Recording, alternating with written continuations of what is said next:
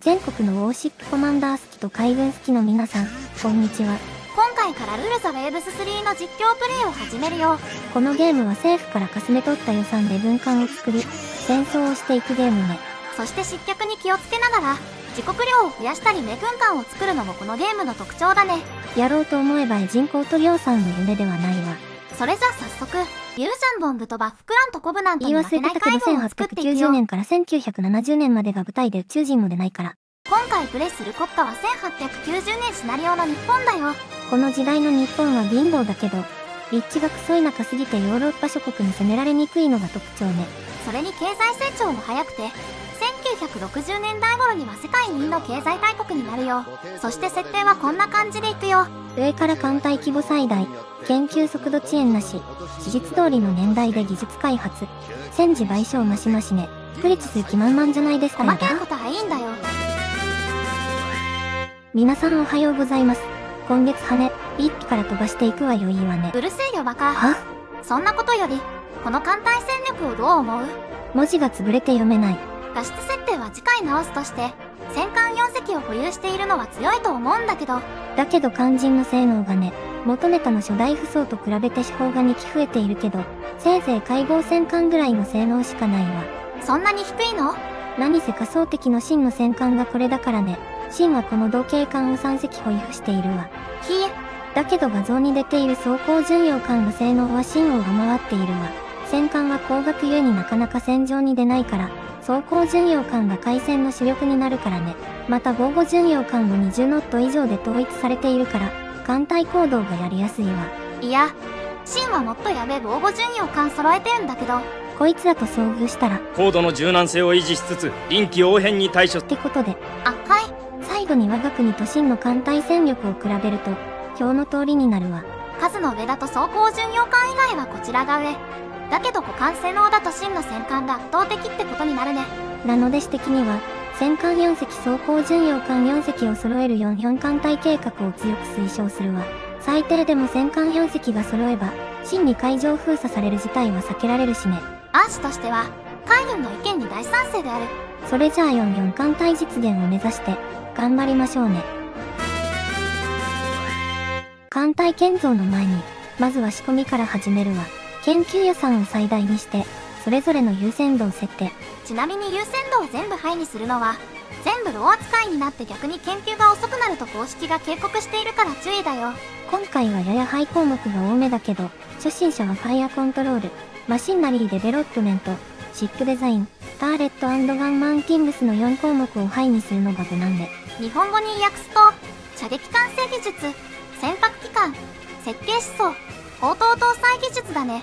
この4つは土級戦艦建造に必須の技術だよ。あとはドックを拡張して、すべての艦を予備役を送りにするわ。ドック拡張はいいとして、全艦予備役にすると艦隊の連度がやばくなるんですけど。これも44艦隊のためよ。文句あるなら戦艦4隻買える金を渡しなさいな。さて、艦隊予備役送りのおかげで月5000円の余剰予算を捻出できたから、これを元手に戦艦を発注するわ。我が国はまだ技術後進国なので、建造と設計はイギリスに依頼するわよ。ちなみに赤枠で囲ってあるこのボタンを押せば自動で設計してくれるよ。今回は安いけどそこそこの性能で、副砲マシマシの設計にしておくわ。この時代だと手法はまず当たらないし、性能を重視しすぎると高くなりすぎて数が揃わなくなるしね。それで出来上がったのがこれになるわ。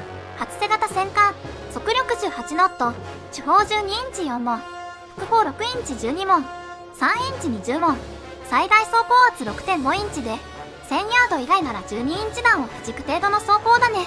あとは装飾品を調整して、設計開始ね。設計費は3117円で、設計完了までに3ヶ月かかるんだって。設計費貯めるの忘れてたので発注を1ヶ月遅らせます。なんでやったんザキ様。今作からチェックボタンを押して OK 入れたら、自動的に設計図がセーブされるようになったのでセーフ。ちなみに2の時は、チェックボタンの隣にあったセーブボタンで設計図を保存する仕様だったよ。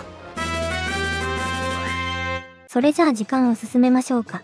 真のスパイを見つけたので、プロパガンダに使って予算と緊張度を上げておくよ。赤枠で囲ったところが各国の緊張度で、これが上に振り切れると戦争になるわ。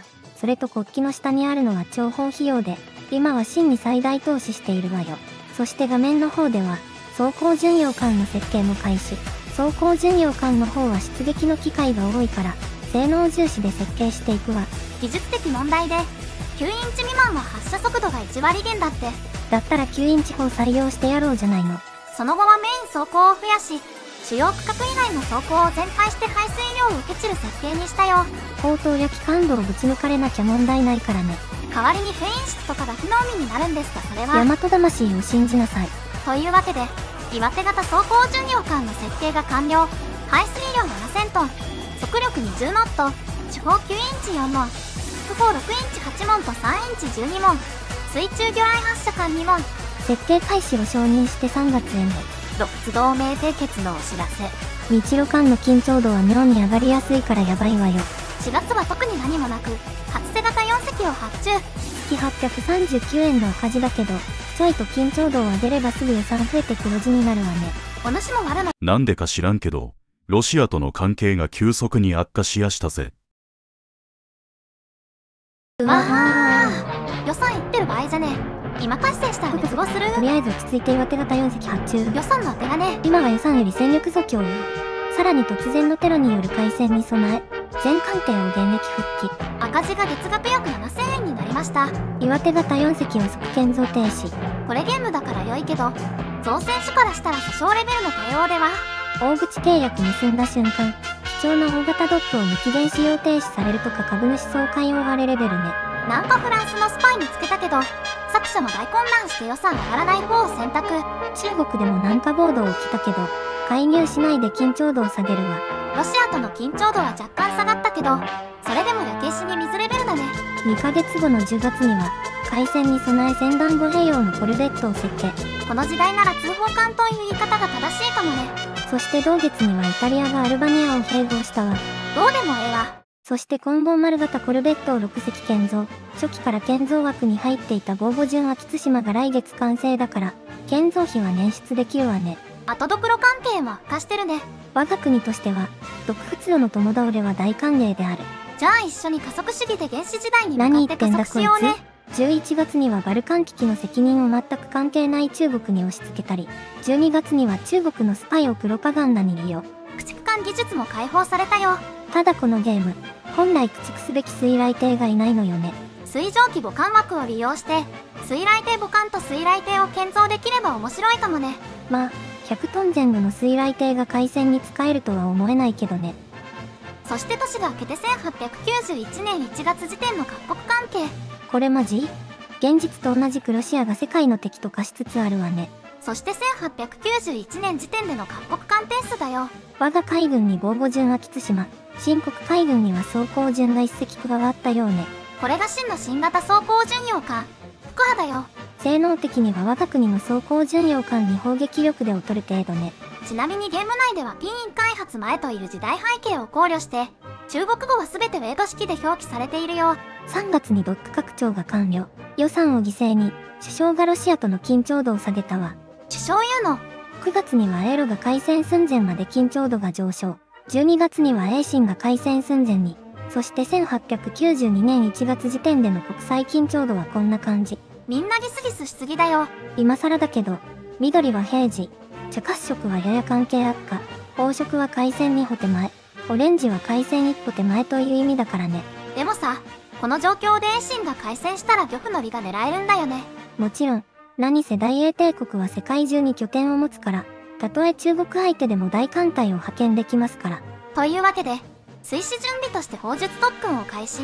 効果が現れるのが1年後で、維持費が徐々に3割増しになるけど、やる価値はあるわ。5月には待望の初瀬型戦艦の引き渡しが開始。機関のトラブルで速力17ノットと遅くなってしまったけど、開戦に間に合わないよりははるかによし。そして同月には首相の発案で、特に意味のない射撃大会を実施。翌月には一番艦初瀬が引き渡し、そして栄新艦で戦争が勃発し、米西艦が開戦寸前に。後者はどうでもいいけど、前者には絶対臨場しなきゃね。で、乗り遅れてはいけない超特急よ。7月にはタイミングよく首相が出現したので、進路せいにして出現を隠すわ。これは高橋コレキオレベルの有能。9月にはスペインがちゃっかりモロッコを併合。さらに残っていた朝日、仏王の引き渡しも完了。おまけに仏王同盟は解消と朗報が相次ぐわ。スペインがモロッコ事件を起こしたのはどうでもいいけど、初瀬型戦艦4隻の引き渡しが無事終わって、ロフツ同盟解消とは嬉しすぎるね。93年1月には戦隊編成を実施。艦を戦隊にまとめておくと同じ戦隊に属する艦艇同士で戦場に出る機会が増えるし、何より戦隊司令官の能力でバフがつくから、編成しないよりはマシだよ。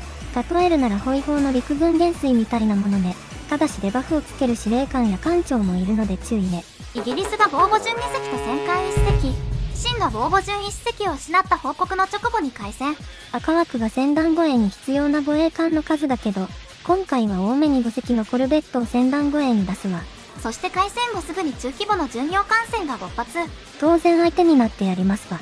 アーシュたちが指揮するのは、装甲巡洋艦2隻を主軸とする6隻の艦隊だね。なぜか足の遅い初瀬型2隻も混ざっているのが少し気になるわね。しばらく直進していると、防護順1隻を発見したとの報告。このまま敵と真正面から殴り合いましょうか。いや、敵は北東方面に逃走。AI 式の戦艦隊と交戦中の模様。敵は敵火球1隻のみ。これは潜在一部の後期ね。護衛艦のいない戦艦なんて、丸裸同然。何としてでも沈めるよ。旧式の藤型戦艦部隊が奮戦中よ。足止めしている間に必ず追いついて。ゲーム内時間で30分後、交戦距離に到達。敵艦はゲームの仕様で、主砲を前方に向けることができないわ。なるべく敵艦管理方向に向かって動くべきね。ちなみに史実の庭園。深淵は体当たりしながら前方の敵に主砲が当てるよ。あの主砲配置になったらしいね。走行している間も、敵艦を追い詰めていくわ。ちょくちょくカットしているのは、作者が艦の情報画面をいちいち開いてじっくり眺めてるからだよ。テンポが悪いったらありゃしないけど、命中率や発射速度とか見てるだけで楽しい情報が多いからね。リスモが中規模の敵弾一発を食らい、少し浸水した模様。10インチ以上はヘビーヒット、5インチ以上はミディアムヒット、それ以下はライトヒットだったような気がする。正直そんな存在区分は置いといて、魚雷の射程圏内だけど大丈夫なの？近けりゃ当たる。古事記にもそう書いそれはてある。敵も同じなんですけど。敵は右舷側の主砲が故障で動いてないみたいね。そのままゲー回り込め。わーい。また動きから見て、敵は火事をやられたのよ。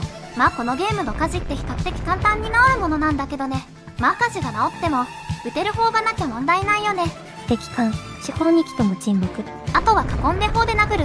サメのごとく殴るべし。何言ってんだこいつ。その後、30分にわたる集中砲撃の前で、敵艦は徐々に沈黙。